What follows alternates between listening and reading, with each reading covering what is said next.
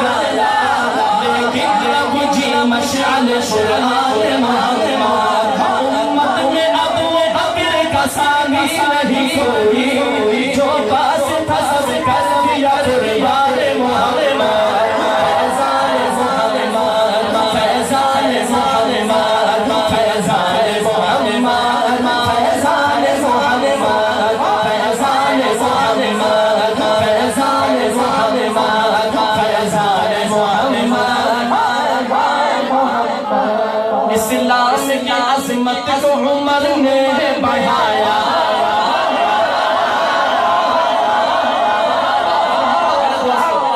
ये शेर में तहदीस बिन नेमत के तौर पर ये बात बयान यूरोप की सरजमीन